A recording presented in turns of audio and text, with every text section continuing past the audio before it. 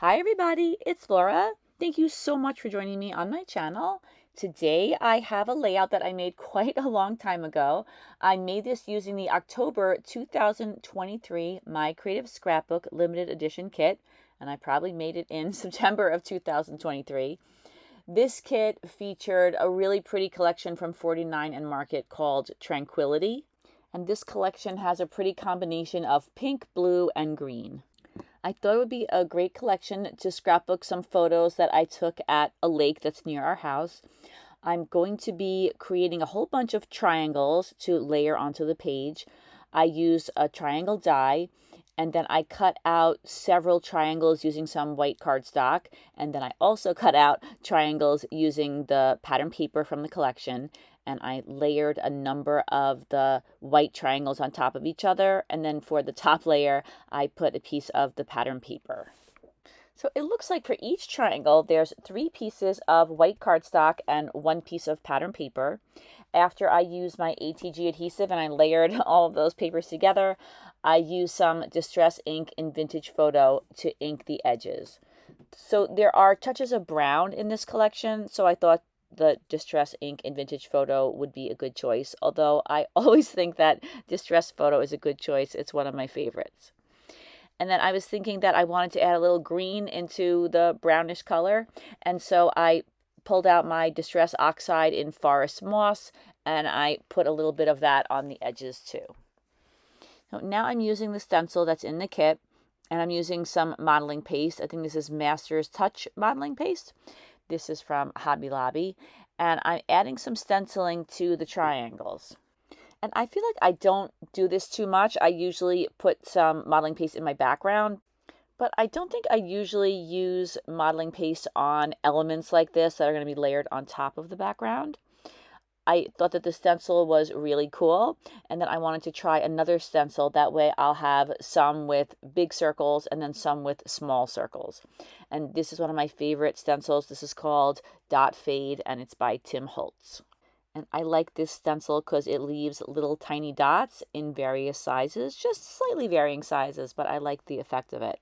And for this layout, I decided that I didn't want to have modeling paste neatly spread over the entire triangle. I wanted there to be some areas that didn't have the stenciling on it. That way it would look a little bit more grungy and a little bit more natural.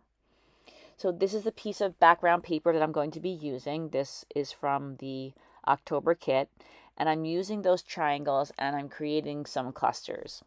This is definitely some trial and error. I knew that I wanted to have the triangles in a couple of different places on the layout, but I wasn't sure exactly how I wanted to accomplish that, so I played around with them for quite a while. I'm going to have 2 large clusters, one of them in the upper right hand corner and one of them in the lower left corner, and then the other 2 clusters are going to be very small. Those are the ones that are in the upper left hand corner and the lower right hand corner. So a lot of these triangles are going to get covered up, especially in those large clusters, but that's okay. They serve as a nice base for my 2 photos. So these clusters of triangles I think look a little funky right now, but hopefully you'll agree that when I put the photos on top of them and all the other embellishments too, that they'll look a little bit better. So I attach them all down to this really pretty piece of pattern paper that I'm using for my background. Now I'm going to ink the edge of the entire layout. I'm once again using the Distress ink in Vintage Photo, and I'm also using the Distress Oxide in Forest Moss. Once I have all 4 sides of my layout inked, I pick out a few embellishments that I think will go well with my layout. I have some ephemera pieces, and I also have some of the dimensional flowers that came in the kit. And then I have my 2 photos, and I mount both of my photos on some white cardstock. First, I'm using the Distress ink in Vintage Photo, and I'm inking the edges of all of these pieces. And now I'm attaching my photos down to the mats. I use my Creative Memories circle cutters, which are one of my favorite tools of all time for scrapbooking. And I have 2 photos here that are of birds sitting on a branch. Well, my daughter and I walk around Rockland Lake every now and then. It's a lake that's not super far from our home. And we noticed that there was a branch that extended over the water. And every time that we passed, there were birds on it. Sometimes there was just one bird on it. Sometimes there were many birds on it. But we started to look out for it and note how many birds were on the branch. And so we started to call it Bird Branch. And that's going to be the title of this layout. These photos were taken in 2021. I must update you and let you know that that bird branch is no longer there. It was there for a few more years. I don't know what happened to it, but it is no longer in that spot. Now the photos are attached down. I used a little bit of foam on the side that is not resting on the triangles. That way the photo would be supported in the area where there are no triangles. I didn't want the photo to dip down in those areas, so I just put a little bit of fun foam on both of my photos. I'm going to surround both photos with some die cuts from this kit. I'm using some flowers and some leaves. I'm also using some of the dimensional flowers. I love these beautiful blue flowers, and I have the brown centers that go with the background. And in that pack of blue flowers, there were larger flowers, and there were also little branches that had smaller flowers on them. So I'm going to use those dimensional flowers in all 4 of these clusters. And I'm going to also use the branches in the 2 larger clusters that have the photos. I definitely hope never to wait this long again between making a layout and voicing it over. But I have to say that it has been really interesting to look back on layouts I made a while ago, because I feel like my style has changed in maybe not a super noticeable way, but in a small way. And some of these layouts are similar to what I make now, and some of them, or some aspects of them, are rather different from what I do now. So I still love to make shapes and give them some dimension with some cardstock behind them. But I also find that I don't use such symmetrical layouts as I used to. I tried to make layouts that are a little bit more asymmetrical. And I still love to add ink to the edges of the embellishments that I'm putting on the page. But I also find that I don't use as many of those little white branches that I'm going to use in a little while on this layout. So things do change over time, and I think that it's interesting to watch my process going back so long ago and compare it to what I'm doing right now. I feel like if you're scrapbooking all the time, you're just going to tend to change your style as time goes on, and you learn new things and different products come in and out of style.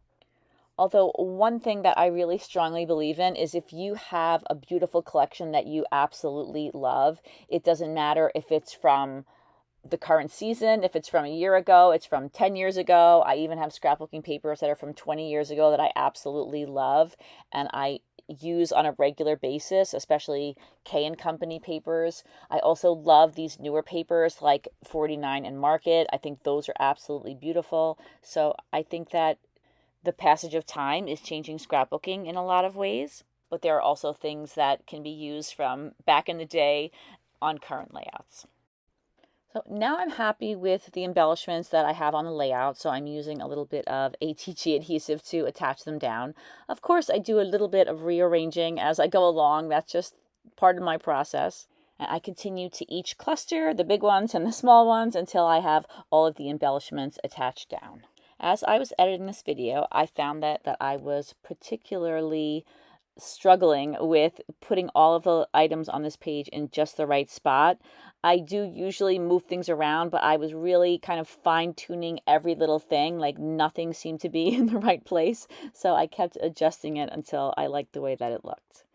So I wanted to add these butterflies to the layout. So I used some foam. I put the foam behind their wings. This is fun foam, and I just use very small strips. And this way the wings of the butterfly are popped up. And it seems like I had only 3 butterflies. So I put the 2 larger ones on the larger clusters, and then I put the smaller one on the smaller cluster that's at the bottom of the page. So I wanted to add some pearls to the page, and I love adding those in the centers of butterflies. So I use these strips of self-adhesive pearls. I get these from the Eyelet Outlet. I just like having them on hand. I think that they add a nice little touch to a lot of elements on pages. and then I put the pearls in the centers of all 3 of the butterflies. And now I'm going to use those same pearls and I'm going to wrap them around each of the photos. So since this layout, I have learned that if you're going to put pearls like this around a curve of any kind, you should use some kind of adhesive to hold them down. I did not realize that at this time, so I didn't use any adhesive during this process video, but later on I realized that when you add these strips to circles or any kind of curve, as I said, they will eventually pop off the page. So now when I want to add pearls to something with a curve, I will start out with a little bead of glossy accents, and I'll put that down wherever I'm going to be putting the strips of pearls, and that really helps the pearls stay in place. But I didn't know that back then. I guess you live and you learn. For my title, which is going to be, as I said, Bird Branch, I'm using these little tiny stickers. They're brown stickers that I had in my stash. Even though they're very old, I didn't think the font looked old. Some of these old sticker sheets, the letters look so dated. They're like bubbly and they just look like they're from the beginning era of scrapbooking. But I thought that these still looked like regular letters. They didn't remind me of any era. So I thought these were just the right color to use on the layout and just the right size too. Now I'm gluing down all of the die cut branches that I spread all around the background. And to make these, I use some dies that I had in my stash. These were unbranded dies that I probably got from eBay many years ago. And to glue all of the branches down, I'm using a little bit of my Aleene's gel glue. Since I have a tag on my layout, I was thinking that it would be a good idea to add some fiber to that tag. So I used a thin piece of blue cord and I tied it in a bow. I ended up not really liking that, and I believe it was off camera that I removed that and I added a little pink bow from my stash. And you'll see that in the final photos. I also added a little leaf next to my title, Bird Branch. I wanted it to have some kind of embellishment on it so it wouldn't look like it stands out too much and looks too different from the rest of the page. And now I'm covering up my photos so that I can add some watered down white acrylic paint splatters. I just add a couple of them kind of all over the background. I love adding splatters. I think it's such a fun little finishing touch to add to a background. And especially since I don't have any other mixed media on the background, although I do have the modeling paste on the triangles, it's fun to add that little random element that splatters bring to a page. And I feel like adding splatters on the embellishments and the background helps to tie everything together instead of looking like the background is separate from the rest of the embellishments. I think it makes everything look cohesive. So that's it for this layout. Thank you so much for watching this video. I really, really appreciate it. If you've been watching my channel, you may know that I've been posting a lot of videos of layouts that I made a long time ago, and I'm just now getting the videos complete. I hope that you're enjoying those videos. I'm really getting a kick out of looking back at my process and looking back at some of these older layouts and kind of reliving the experience of making them. And as I said, I hope that you enjoy watching that. I hope you have a fantastic day, and I hope to see you again soon. Take care, everybody. Bye-bye.